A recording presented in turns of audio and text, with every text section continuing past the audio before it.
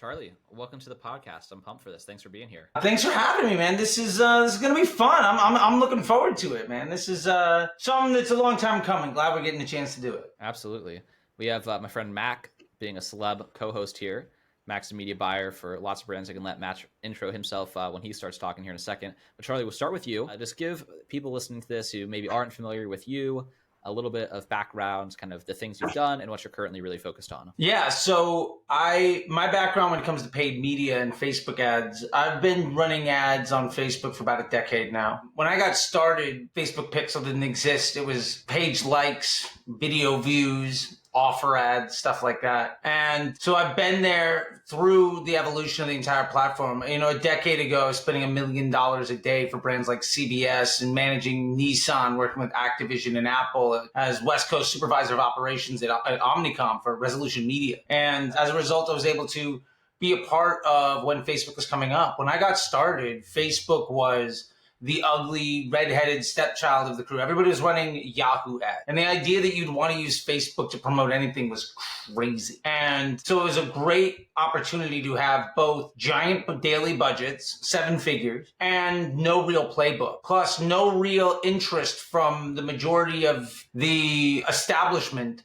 to really lean into what was going on, because everything else was clearly going to last forever. So when the Facebook rep would come to the office, because there was one rep for basically everybody west of Chicago, they would always come with different tools, different tests, different products. And I got to basically write all of the case studies and spend a lot of the money and be the alpha launch on a lot of products that have since been integrated into the platform. And so I got a very intimate understanding of how the system works, because I helped build that system from lead gen ads. I was in the first batch of lead gen ads. That was the 2014, I think, Nissan Sentra. The bright idea at the time was like, what if we use this weird thing on Facebook where somebody can select to give you the information to use tier 1 budgets of Nissan, their national budget, to get personal information at the tier 3 level or the local dealership level for folks that are interested in giving a test drive for this car, and cost us about $50 to get a lead. 1 out of 2 leads went in, test drove a car and bought it. So it cost us about $100 to sell a $25,000 vehicle, which is 250x ROAS, which tells you how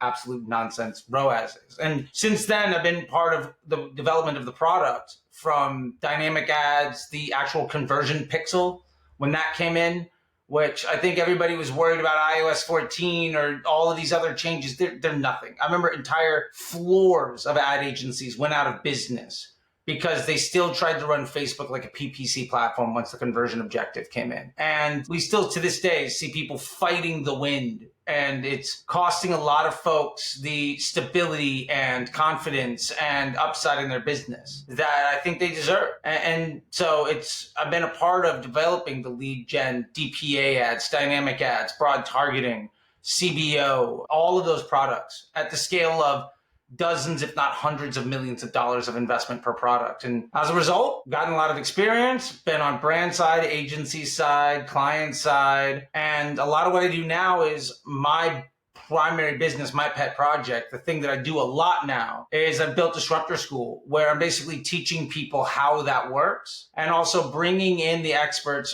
from around the world on a bunch of other ancillary skills like Google and UGC and copywriting, creative, landing page design, all those other skills, so that it becomes accessible for operators to not need to hire out for talent when all they really need is 1 or 2 pieces of execution. And if they truly want to be completely self-sufficient and never need to hire agencies again, or if they're an agency that wants to scale their workload or scale their clients without scaling their workload, there's standard operating procedures for that. Like, how do I manage several $1 million a week and spend on an hour or 2 time spent in the platform, and regularly 5 to 10x brands on an annual basis every year?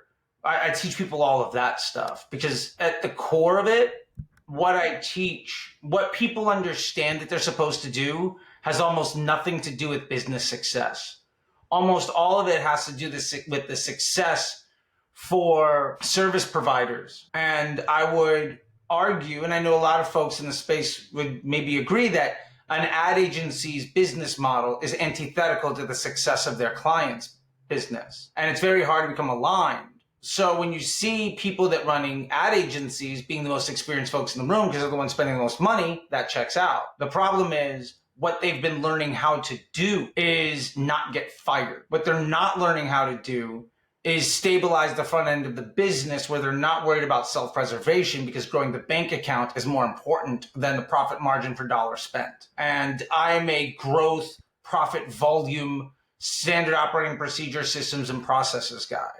And if you look at it like that, most of the things that most people say you should do break down pretty quickly if ultimately growing your business is the number one objective. And so that's what I'm here to do. And it's been a lot of fun doing it. And yeah, I've got folks around the world, been helping people for a better part of a decade now, figuring all that stuff out. Really appreciate the thorough intro there. And there's a ton of, I mean, we could just dive into topics from there and I could throw my whole outline out and we wouldn't run out of things to talk about for the next hour, which is kind of how I like conversations to start.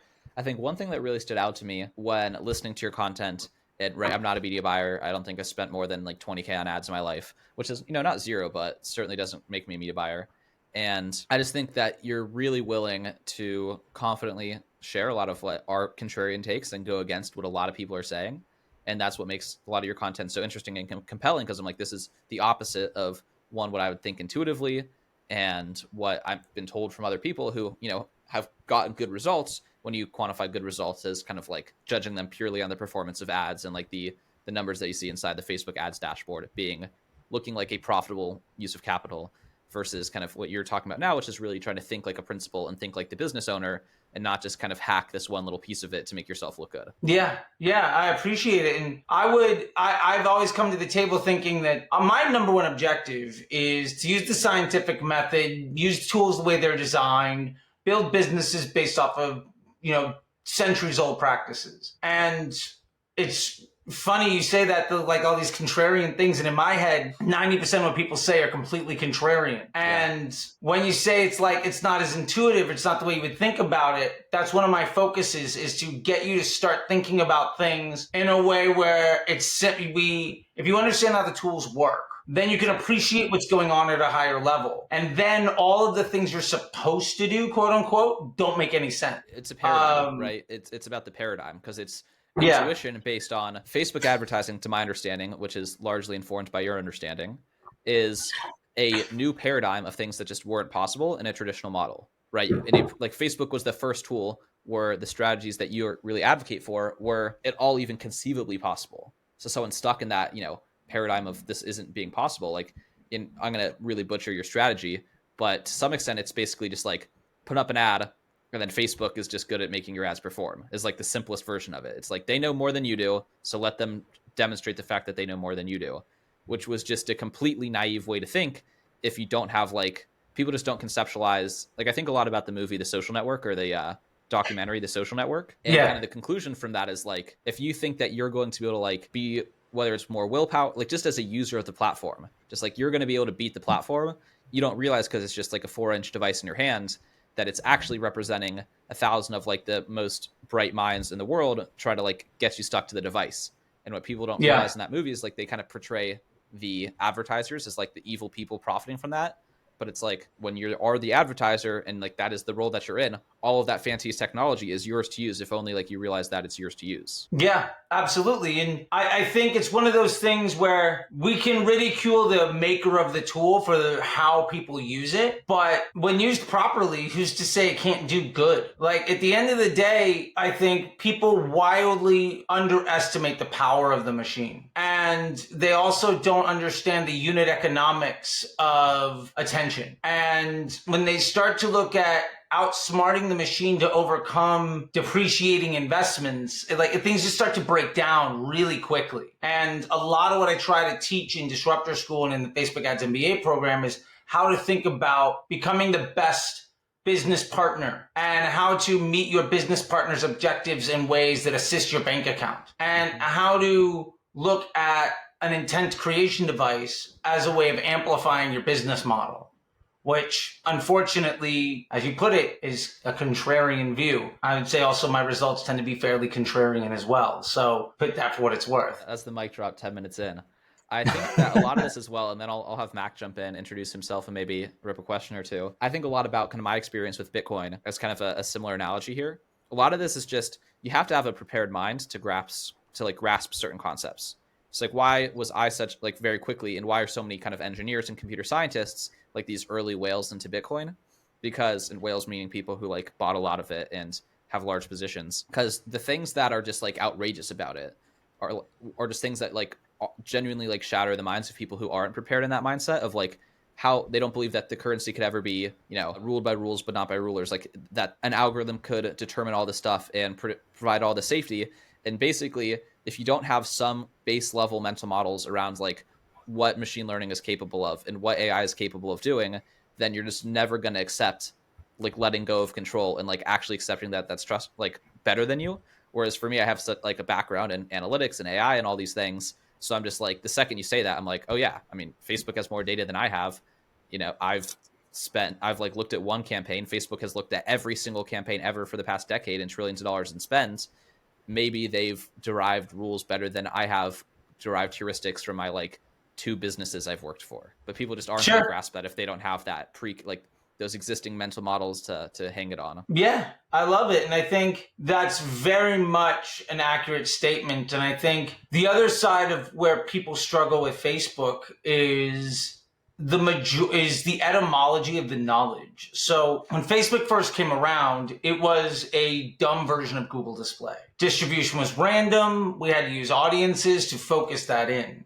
In 2018, Facebook made a fundamental change to the current way that it operates. And it hasn't had any significant change since 2018, where it prioritized the end user experience and you had this very qualitative economy. For econometrician nerds out there, it's a game theory economy based on the currency of attention. And basically what happened there is most of the people that were good in 2016, 2017 are now people in positions of leadership. They learned how it operated with a PPC and inventory and demand-based native and email and search mentality. And the problem is they got so far away from execution by the time the system changed, their level of seniority took them out of the ability to understand and appreciate that change. And so now we have 5 years later, the majority of the folks in thought space leadership have been around for 3, 4, 5, 6 years. And they all either themselves learned before the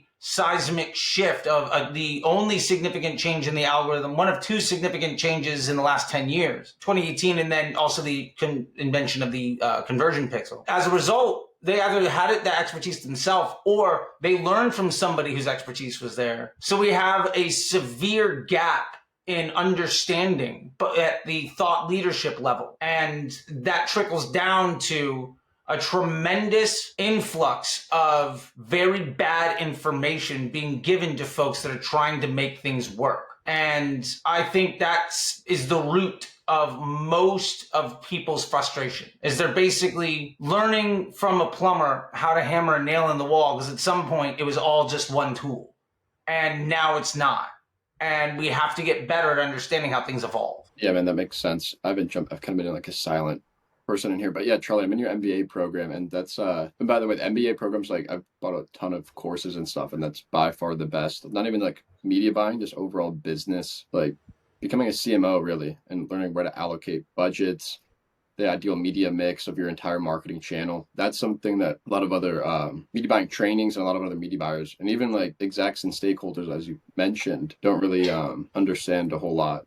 And especially, yeah, like I said, if they've been running ads in 2018 and then now they're in a leadership position and they're not in the weeds themselves. That's where I think on one of our first conversations the other week on our one-on-one, I asked you about managing the client expectations when they asked for what's the single best ad in the account, what's the best audience and all that stuff. And yeah, so it's kind of like people, they're still asking for certain things where like maybe in 2018 you could want to get granular and try to like hack it and the best audience and the PPC methods like you're saying about. So I totally get what you're saying when it comes from like the learning discrepancy and the outdated methods that now people in leadership are trying to like, get other people to follow or ask for reports on certain things. But in reality, like that's the whole thing in and of itself is like doing the media buying. But then if you have stakeholders involved or you're doing client work or anything else, it's like a whole nother like strategy involved in like educating them on the current best practices and stuff like that. So yeah. I agree with what you're saying. I love it. And I love that you're seeing that. And I think when I built the Facebook Ads MBA program, my intention wasn't just to make the best media buyers. It came from I was training in-house teams at 9-figure and 8-figure companies, as well as ad agencies. And the etymology of it is, how do you make it so the internal team is stronger than an outsourced resource? And how do you make it so that the job of the business model amplification device, which is Facebook, is best aligned with the business needs of what you're asking to amplify? And the point behind all of that is you can learn how to be a good media buyer, what all the buttons are. But if you legitimately think things like audiences and cost caps and bid caps and Advantage Plus have anything to do with cash flow, and that's the decision you're going to make to improve your business, you've already lost. And the other beautiful thing is when you learn how to do it in one instance, and in the MBA program, we teach it Facebook first, but there's plenty of stuff. And like, okay, now you know what to do with Pinterest and with TikTok and with Google and with television and out of home and direct. It doesn't matter what the thing is, because now you understand how all marketing works. And it's just taught through that specific lens. But I love how you said that it's CMO development, because I think you could legitimately, anybody that goes to the MBA program earnestly could step in and be a CMO of any 6, 7, 8-figure business with a fair amount of comfortability and knowledge. And if you're not ready for that, it's just a matter of overall experience that's preventing you from getting there. But, I had a conversation with this guy yesterday. He's 20. 2 years ago, he was in his childhood bedroom at his parents' house. He joined the MBA. He got a job working for Dave Fogarty and some other folks out of Australia. Now he's working with 40, 50-year-old investment bankers and property share equity guys and just running all of their marketing as like a fractional CMO. And he walks into the room and the number that matters isn't his age anymore. It's the bank account impacts of his decision-making. And 0 people are questioning his legitimacy of being in that room. And that for me is everything. Yeah, man. No, that's a great point. Yeah, because that's one thing you told me is like use the results, and then you basically use the results of your work and then introduce your own language and like how you should think about it first, rather than trying to like show stakeholders, try to teach them first. Just like let your results speak for themselves, and then I think that gives you more credibility. Like the 20-year-old kid to just walk into a room and be able to control the conversation because the results are there. Yeah. I think one of the biggest shifts in the MBA program was, or I guess in general in all your content, is when you say, do you want to make Facebook look good or do you want to make the business look good as a whole? And that's like a huge shift in thinking that even a lot of other media buyers I talk to still don't understand that how the customer journey isn't like single touch, it's multi-channel, and attributing things to one single channel doesn't even really make sense. And so I guess it goes back to the CMO development. How is your investment in every single channel impacting the entire bottom line? Yeah, I love that, because here's the thing. You can either make Facebook look good or you can make the rest of the business look good. And the reason I say that is Facebook ultimately serves as a top of funnel effort. You can use it full funnel. We can talk about exclusions or all of that other stuff, but Facebook's primary unfair advantage in the marketplace as a tool is in the creation of intent and the amplification of that intent. What you are doing is telling more people your business exists. That allows the more effective channels like search and CRM and organic and all of these other things that are far more profitable, far more stable, to have a larger opportunity. So when you prioritize efficiency on Facebook, like I'm gonna do retargeting and cost caps, and I'm only gonna go after the best customers, and what you end up doing is you end up paying a higher CPM, so your cost of inventory is higher. Your frequency is higher, because you're retargeting people more often. Your daily frequency might be like a 1.4, 1.5, a 2, something like that, instead of a 1.1. And what that means is you're making Facebook look better on paper in a way that starves the funnel for the rest of your business model. And the way I like to explain this to folks is, would you rather Facebook go from a 1.5 to a 2x ROAS or whatever? Or would you rather go dollar for dollar, but triple the volume of your search and your email and the revenue you wake up with in the bank account every morning? One of those things is going to make Facebook look good. The other one is going to help you build an empire. Mm-hmm. And you have to be thinking about sales as not a transaction that you're making a profit on. You have to think about marketing as the acquisition of attention that you monetize into profitable customer journey. I see so many people making the mistake of saying that, well, I don't want to pay to acquire a customer twice. And so they'll make exclusions on Facebook and all over the place. And I think that goes down to that same fundamental misunderstanding that, like, just because somebody buys from you once, that doesn't mean they're a customer.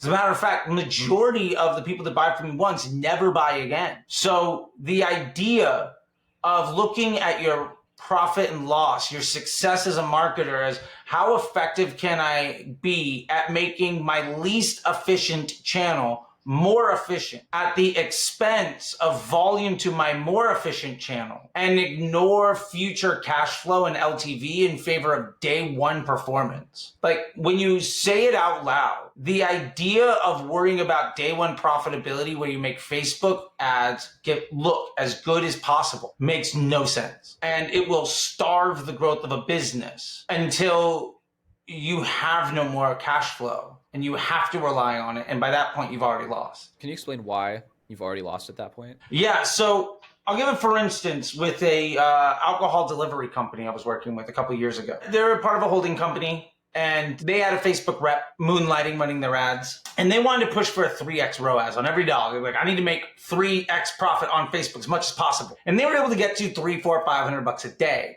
at that ROAS level. When we flipped that around and said the objective, the definition of success is not a 3x ROAS on day one, but the acquisition of future cash flow at a profit, we can understand how much profit are you going to make per customer. And then the way you scale your profits and your cash flows to acquire more customer. What we ended up doing was saying definition of success wasn't getting a 3x ROAS on day one. It was acquiring customers where we made a net $60 profit on each customer. Within 6 months, they went from $300 a day to $5,000 a day in ad spend, and 6 figures in profit monthly, to the point where they had to go get another round of funding 3 months early. And what happened was the owner of that company, the founder, went out to go get more funding, brought that Facebook rep guy back in, who took a look at everything that we were doing, turned it all back around and said, no, we need profits. He spiked it back up, so he got 3x ROAS every day. That ad spend was back down to $600 within 2 months. They never got that round of funding, because when you show an investor that you had massive success and then your cash flow dies, your customer acquisition costs drop, but you have no future cash flow, you lost all ability for people to invest in the growth of your business, and they're no longer in business anymore. They went from being on a 8-figure business trajectory to prioritizing Facebook ads and going out of business. That happens constantly. And I always tell people this, they say, well, you need to be profitable on day one. You need day one profitability with your Facebook ads. Sure, up to a certain point. And they say, well, I can't wait on LTV. I don't have the cash flow for it. My response is, well, how long does it take for the average customer to buy a second time? Let's say it's 90 days. Okay. 10% of people buy again on day 90 on average. Awesome. So you need to break even for 90 days. And then on day 90, you make 10% profit for every dollar you spend, because you wake up with those people buying it. Well, if you reinvest some of that 10% profit into the growth of your business, now you can tap into fractional banking, and you're always setting it up so that you're able to invest more than you previously had. I like to use the analogy of like planting corn. If you put 3 seeds of corn in the ground, in 90 days, you're gonna have like 4 pounds of fruit. If you decide to save 6 kernels out of that 4 pounds, in 90 days, you're gonna have 8 to 12 pounds of fruit. If you do that over and over and over again, eventually, you're gonna have one person whose job is to like keep the wolves and the bunnies and the deer out of eating your fruit, going out and watering it twice a day, and you can feed thousands. That's the basis of how all societies were built. That's what took people from living in caves as hunters to farming and building empire. Working off of day one profitability, a ROAS model, an MER model, a contribution margin model, is being a hunter. The problem is with being a hunter, if you have bad luck, or you break your leg, or it gets cold outside, or anything happens to your ability to kill more calories today than it took you to get there, you're dead. But a lazy person can be a farmer and feed thousands. And I would much rather tap into fractional banking than live or die by my ability to avoid getting any streak of bad luck, no matter how good I am. And that's sort of, I think, my way of trying to explain why, if you need day one profitability, you've already lost because you're thinking about it in the wrong way. And it's just a matter of time until you fail. Unless your business is so good that you can be unsuccessful in your marketing. And that's fine. There are plenty of business models that are successful where they grow in spite of bad media buying. And I know a lot of really well-renowned media buyers and agencies whose number one skill was attaching themselves to brands that were successful in spite of having them on board. And my reaction to that, my response to those folks would say, hey, look, I doubled my business last year. You're crazy. As I explained to them the concept of fractional banking, I'm like, great, you doubled. In that same time, I 10x'd. You went from 5 million to 10. Awesome. In that same time, I went from 50K a month to $1 million a week. Like, your definition of success is what's holding you back. And honestly, that's holding the client back is you. And people take that as a personal attack. And I understand that. And I've gotten a lot of pushback. But my point is, we can tap into knowledge about economics and banking and business management that goes back centuries. And instead of prioritizing our ego, we can prioritize the result. And I don't care if I'm seen as the most impactful person in the room. I think my job as a Facebook marketer is to make everybody else in the room more and more successful. Because ultimately that means I'm never gonna get fired. We're gonna all make way more money. I'm the volume knob on the business, not the cash register. And once you remove yourself from that reliance on your self-worth being attached to how much credit for everybody else's success you can take, you're going to be far more successful. I think that's all fascinating. I think it comes down to just a couple of like fundamental splits, right? Are you thinking short term? Are you thinking long term? And are you looking at just a tiny subsection of the business,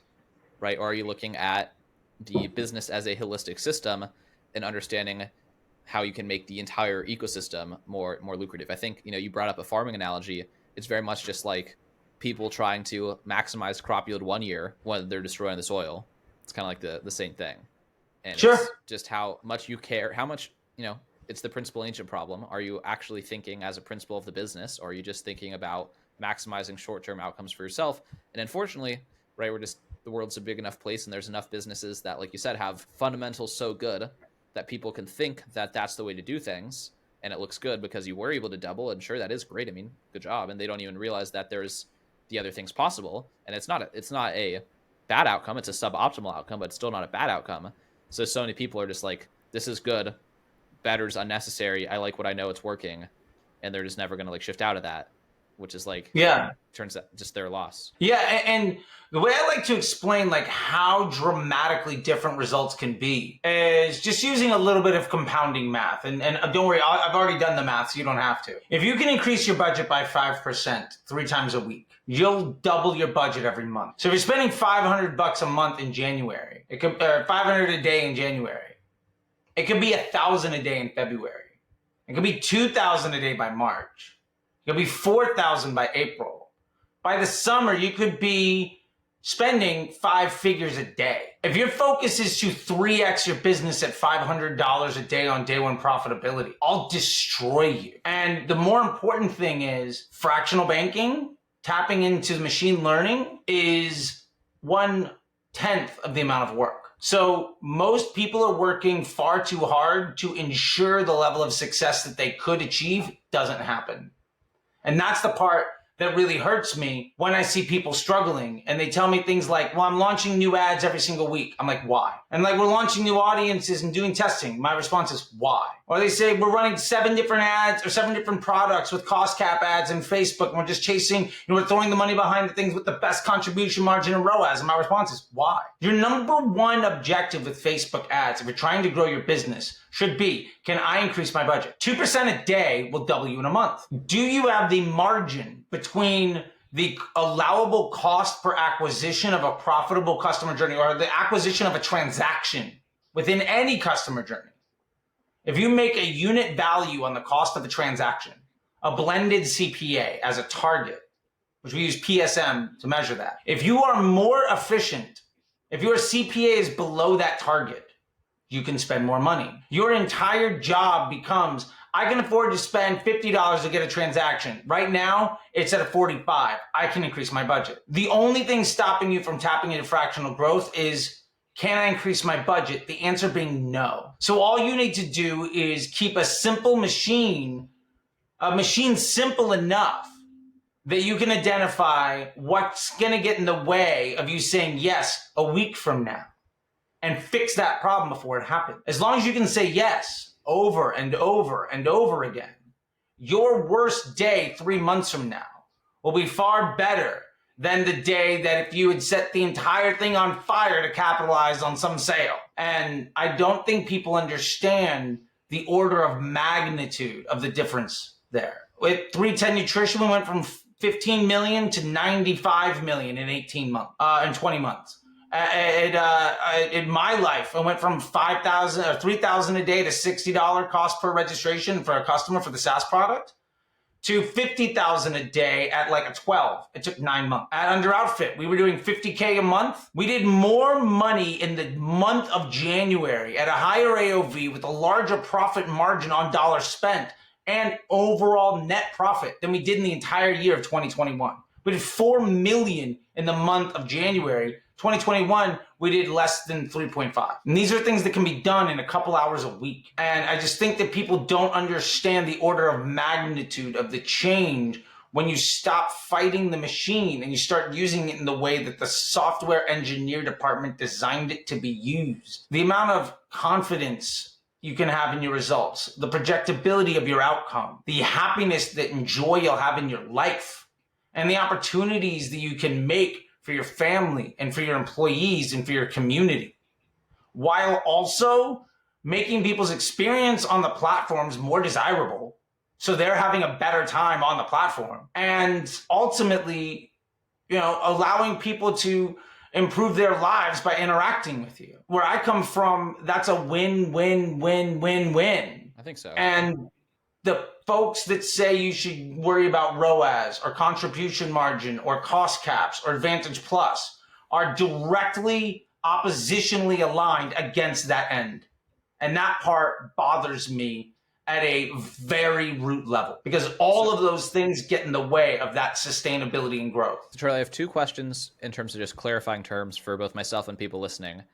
Sure. I know a little, and some people who aren't in marketing probably know even less and might be a little confused. So 2 things to clear up, and I want to ask about the opportunity specifically, like how you take action on this opportunity as someone willing to be open-minded and kind of shed the paradigms that don't apply based on what's now possible.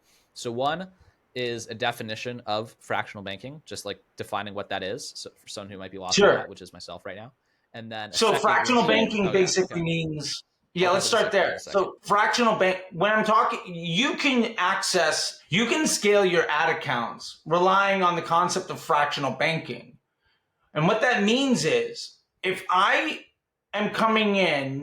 acquiring transactions at 10% more efficient than I need to, my goal is a 50, I'm coming in at a 45. I can add 2% to my budget. I can do that 10, 15, 20 times before my overall cost per the acquisition of a transaction reaches the point where I'm no longer profitable. But that means that it's 2% more, plus 2% more, plus 2% more. That is not a linear path. That is an exponential curve. And so you can access that type of exponential growth by merely just saying, am I efficient enough to add budget? And doing that in a programmatic way is how we can tap into fractional banking to scale our businesses. And like banks historically, like in the United States, the way they do that is if they have $1,000, they can loan you $100. But they can loan, as long as they're able to secure 10% of the loan, they can loan it out to anybody. So they only need to secure, I think, 10%. So if I have $1,000 in the bank, I could make 10 $1,000 loans and make an interest on every one of them, even though that money's not necessarily completely realized. So for you, the way you think about that is if I have cash flow coming in because I've had previous customer journeys where those people are making purchases, like we talked about before, where on day 90, people are buying again. If I take a little bit of the profit of those people coming back on day 90 and buying again, a little bit of that revenue, and I use it to amplify my daily budget, I can do that basically every single day. Because also, my cost, it's not a complete loss. Like if I increase my budget by 2% and I lose 0.25% of efficiency. I can probably do that 20, 30 times before I ever have to legitimately worry about my efficiency getting to the point where I'm losing money. And if I ever am, I can probably just stop increasing it for a couple of days, and the machine learning will catch up and get me back to that level of efficiency that I want. So that's what we're really talking about here, is not just looking at the day one profitability, but looking at the cash flow of the business as a pool with which to invest in the further growth of the business in a way where we can do it with a small fraction repeated over and over and over again to make that sloped exponential curve. Does that make sense? That makes sense. I think another reframe here that's important, and I was just looking at Scott Adams' new book, Reframe Your Brain. I saw that today. I was reading about that. I think that, you're extremely deep in this stuff. I'm somewhat deep in it. And I think a reframe that some people are going to need listening to this is, why is spending more money a good thing? So that was my second question, right? I think that might be, some people might hear that and think immediately that, why would I want to spend more money? I don't want to spend more money. Maybe I think that's a beginner thing that a media buyer would understand, but someone who's totally outside of this is why is spending more money every single day a good goal? Got it. I love it. And to be fair, not everybody can. So I want to preface with that. And if you can't spend more money every day, the number one objective I have to solve in my business is why. And generally that means you don't have the cash flow, you don't have the finances, you don't have the business operation to be able to afford to. Okay, fix that. Then start running Facebook ads. What I would say when it comes to why is spending more money a good thing, I had a conversation with I had a one-on-one consulting call with a lead gen affiliate agency this morning. And they said, well, we can always get more efficient. So we talked to the example of, if a cost per lead target is $20 and you're coming in at 18, I'd argue you could spend 2% more. And they say, yeah, but wait, what if we get it down to a 15? And what I told them was this: it's infinitely more possible to double your output by maintaining an $18 CPA when your target is 20, by doubling your spend, than it is for you to get that $18 CPA down to 9.5. It's infinitely more possible to maintain the cost of operations at a higher volume than it is to make operations more efficient. And it's also far more sustainable. And what's important here is that you're also in the way of what we're talking about, you're also improving the volume of what happens to everything else. That's another factor of compounding, right? There's just more data. So it's... there's more data to the ads, but there's also more search volume. There's also more direct traffic. There's also more email revenue. Business. Because there's just more right. So business. You're raising every marketing channel of the business. Every revenue acquisition of the device in the business raises. That doesn't happen if you lower your CPA by half. You lower your CPA by half, you just make Facebook more profitable. You maintain the same CPA, but double your spend, you've amplified every other department of the company's ability to make money, which generally is a far more effective way of making money, because let's be fair, Facebook is probably one of, if not the least efficient, generally used advertising platforms. If you can break even on Facebook, you're doing great. As long as you can 10x your money on Google and infinitely scale on email, then why not spend as much money as possible if you can break even? Yeah, I think a simpler way of framing it, not simpler, and I'd say it's a simplification rather than a simpler way of framing it, would actually be a more appropriate way to describe this. But it's would you rather have, let's say, a $9 CPA on, you said it's a $20 product, or the value of a lead's worth $20, and you can only get 1,000 customers on that, so you're making 11 grand, or would you rather have an $18 CPA for a $20 thing, so $2 a margin there, but you're able to service 2 million people, right? It's okay. Sure. Plus, again, all the ancillary benefits of now you've also grown your email list, and now also 2 million people just know of you as the business for that thing, and you're going to get, like you said, every other channel's now immediately activated and inflated. And not fake inflated, but amplified. So that makes sense. Yeah. Do you want to get a 3x return on $100 or a 1x or a nickel on $1 million?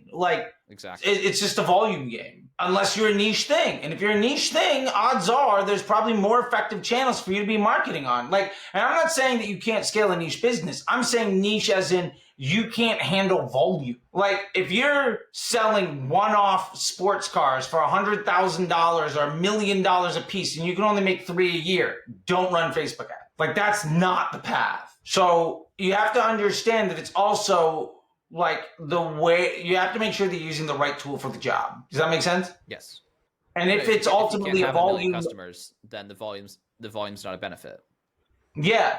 And if volume of customers is not the thing holding you back, then Facebook is a great way to reach that volume and then ultimately work on your omni-channel marketing efforts and your business operations to either improve the LTV of those customers or to expand the volume of work that you can do, the amount of customers you can handle. And that goes back to that question before of, why is spending more money a good thing? Well, if you can't afford to spend more money, fix that problem. And now you're, as a business owner, Facebook is, you don't care about audiences. You don't care about cost caps and hacks and Advantage Plus or any of this nonsense. You want it to be as stable as possible so that you know what's going to happen with that customer journey after the fact. Because every time you use cost caps or change audiences or test new ads, you're also running completely different types of people through your business. So that means that your landing page testing is completely useless, because now you have different types of people.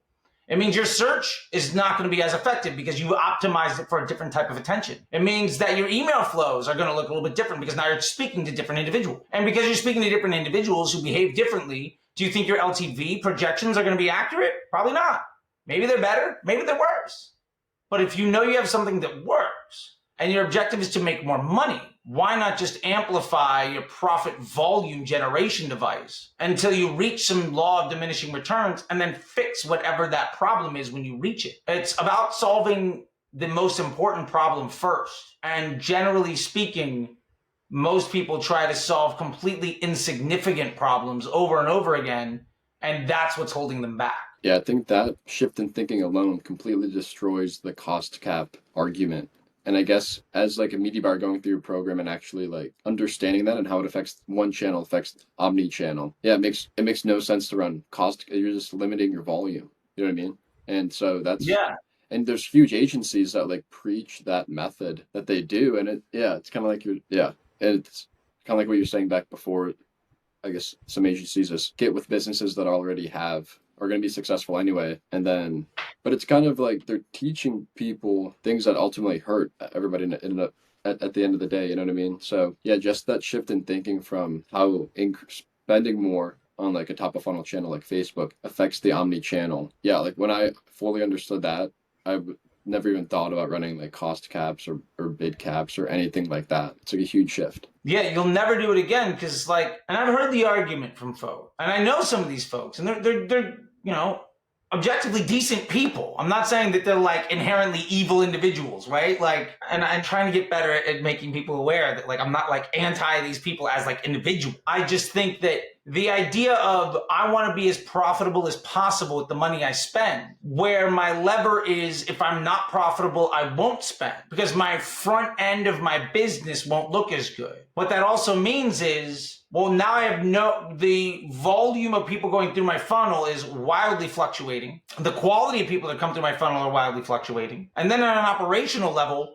how are you going to handle cash flow needs? How are you going to handle inventory needs? The folks in the warehouse have no idea what to pack and pick or pick and pack because every single day is different. So you're raising operational costs to maintain front end profitability on the least efficient marketing channel you have. It's just the wrong lever to solve the wrong problem. But it's presented as the best solution by companies whose service is generally described as give me $1 and I'll give you $2. And what they're really saying is give me $1 and I'll show you how I can take credit for $2. And that's a very, very subtle but massive difference in what's going to happen. Because I'd rather say, give me $1, I'll make it so tomorrow you can give me $2. I don't like, that's the much bigger thing. And that's where I think there's a fundamental ethos shift between folks who have to show performance in a short period of time or they lose the business. So their objective, the folks that have to show performance over a short period of time or they lose the business are ultimately motivated to look as good as possible in a way that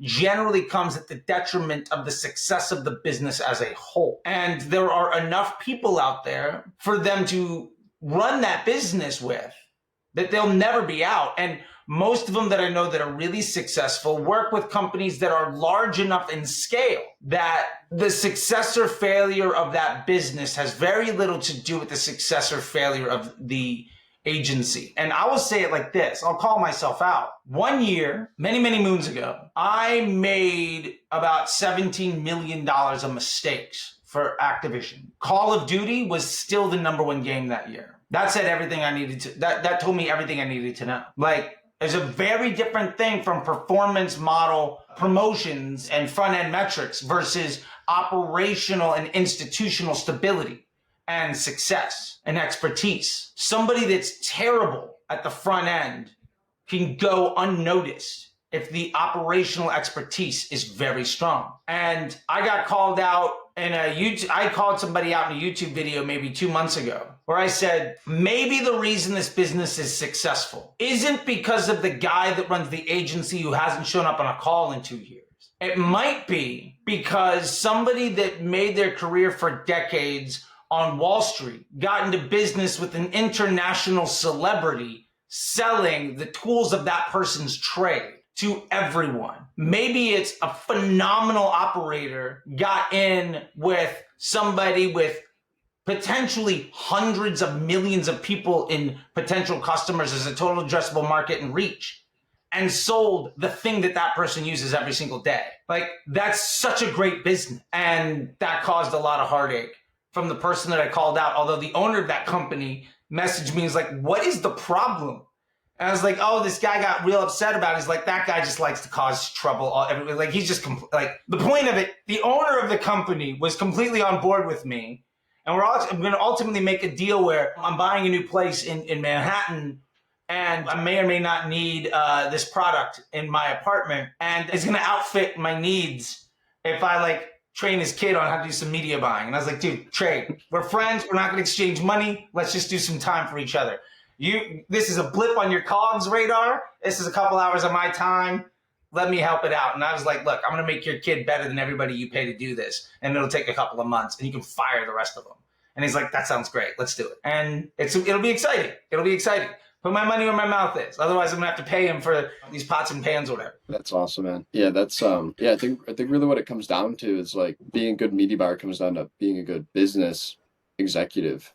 And like stop talking about like cost per click and CTR and stuff, and more so like P&L management and like budgeting and forecasting and like looking at marketing and investing. I think that's like, if I just summarize like how your thinking is, I think it's more so really what it is. And that's the CMO development of the MBA program. That's kind of why I said that, because it's a huge shift. Most of the stuff in there isn't even like, oh, here's how you set up this specific campaign or whatnot. Yeah, like maybe 15-20% of it is actually what you do in Facebook, which I love. And yeah, so your point. Yeah, keep going. Sorry. I was going to say, I don't have a hard stop. I don't want to take more of your time than the hour unless you have a specific reason to stop. I was going to say just a rapid fire question or two. And then we can Let's do it. Definitely share whatever you want to share. I don't have anywhere have to go, but how much does all of this apply beyond Facebook? Is this just like Facebook is this unique place that has all this data that allows? So I think I'll segment my question quickly. Everything about, I think no matter what agency you're in, even if you're not a media buyer, even if you're just an SEO company, if you're just a freelance copywriter, if you're a software engineer, it doesn't matter what your B2B service is. You're always going to benefit from demonstrating to the business that you're thinking like an executive in that business rather than like being narrowly focused on the service that you provide. Because you could make a parallel story for like doing all sorts of wonky stuff to boost your search rankings, but then your site experience is terrible, doing all the stuff to boost email opt-ins, but then no one's buying the product because you just pushed into when they're just ready to buy. Like every business, if you're trying to short-term optimize to make yourself look good and you're not thinking like the executive, I'm saying specifically with ad strategy, you can just set and forget, let the algorithm do the heavy lifting. Is that kind of the case? Everyone's caught up, or it's still Facebook is like the only place where that's like everywhere else you still have to be your more traditional CPC, cost cap, bid adjustment, or it's just Facebook? Like what's like the brief synopsis on that? Everybody's trying to copy Facebook, and Facebook has more data than anyone. I think we are years away from other platforms being as good at this job as Facebook is. And it's unfair. Facebook has more data than Google and Amazon put together when it comes to people's profiles. Also, it's unfair in that Facebook is driving the ship. So If you change your Facebook ads, what happens on search also changes. Because you are first impressions mean a lot. So no matter how good you are at overcoming first impressions and changing the way people think about you, Facebook is still going to be where people generally see you first if you're running Facebook ads. Unless you are just hacking your total addressable market with like Amazon or with Google, and that's fine, but you're never going to be able to create your own total addressable market in a way that Facebook can. I think the closest we'll see is YouTube. I think people want TikTok to do it, but they're so starved in the amount of data and market saturation that it might work for a couple of things, but also the platform isn't designed to operate in that way. It's far more transactional. I mean, they are openly saying they're trying to steer more into search, which makes sense. It makes it more profitable, but it also means they're less top of funnel in the way they function. I've tried these strategies on other platforms. I don't think they work the same way. And I think that that's okay. To be fair, like, I don't want Google to be nearly as meritocratical. I would love to be able to create intent in a way that's effectively a math formula, and then just go to Google and say, these are the words that I need in order to get somebody to convert, and I can bid and copyright my way to crushing, and then I've got an email flow that will do that job. The way I look at it is search, email, television, print, billboards, Facebook.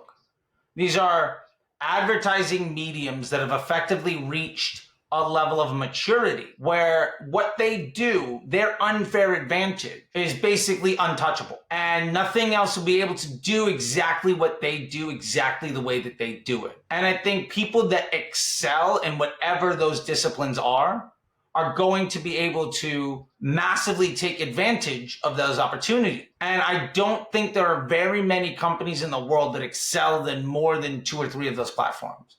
It's just so difficult. And generally, because people buy into the brand voice and brand equity and how a brand operates, it becomes very difficult to make those things work. Like, you're used to seeing Tide ads on television, and you see the coupons in the newspaper. And I knew, because I brought Persil laundry detergent to the United States one of my clients was Henkel at the time, and so I was managing all their North American stuff. Tide has, I think at the time, they had like a 7-figure daily budget allowable so that you couldn't buy the word laundry. It's the same way on search. And it's the same way as in retail.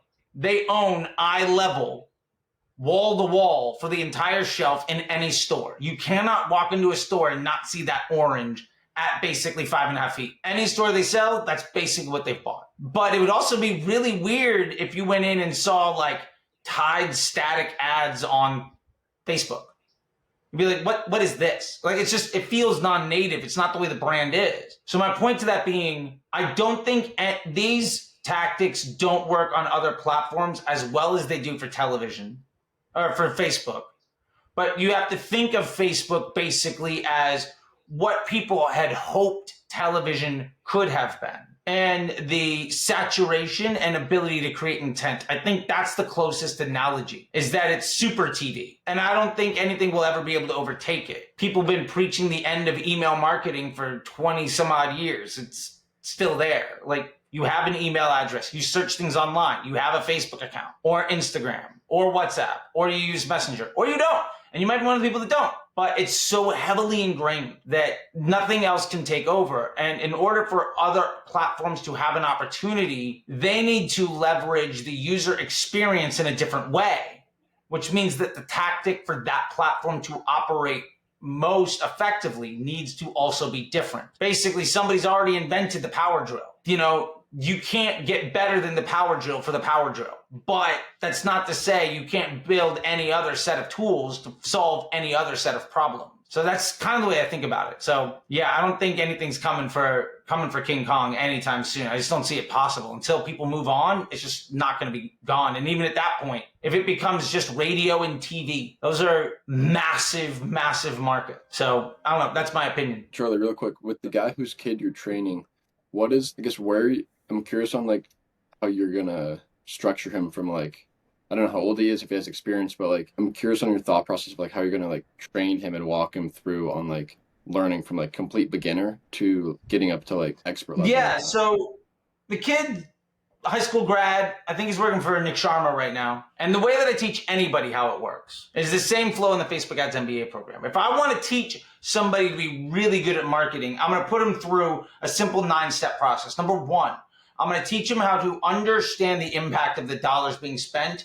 on the bank account. We have to understand the unit economics. Take stock of your inventory. You cannot make any other decision. Second, we're going to talk about how to optimize your investment portfolio. These things make more money than these things. Invest more money where you're making more money. Invest less money where you make less money. Once you figure those things out, we get through how to do creative testing properly. And with Facebook, we talk about branded estimated action rate, or the Golden Bear process in the MBA program. From there, while that's going on, we start to clean up nomenclature and documentation so they're able to understand all of the moves, so that also people don't need your brain to understand what you're doing, because they can look at the documentation and you're immediately replaceable, which is essential for scale. Then we move into how do we do this creative testing to improve that portfolio of investments? How do we take the winners and then begin to take action on them? At that point, we get into larger testing methodologies of how do we start to move more important needles than just the front end. And then we get into how do we project manage what we're doing along with everybody else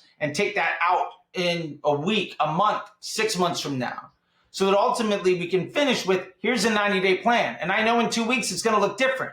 But now everybody has full transparency on everything. I'm completely replaceable. And we're investing our money where it gets us the best return, and we're getting compounding results in the right direction. I don't think, if you don't understand those things, you cannot be an effective buyer in a way where you're a net positive to your clients or to your business. And the reason I say that is I get into so many conversations with folks that insist hook rates matter, or that ROAS matters, or that anything else. And the way they do creative testing is to see the results. And my number one response to them is, this ad got spent. What happened to the bottom line for your business because of it? And if they can't give you an answer in 30 seconds, they have no idea what their job is worth or the impact that their work has on the business. And if I'm entrusting you to spend my money for me to run ads and amplify my business, and you cannot very clearly tell me what happens because money got spent in one place or another, then what you're telling me is I have no idea what I'm doing with your money. For me, I would never trust somebody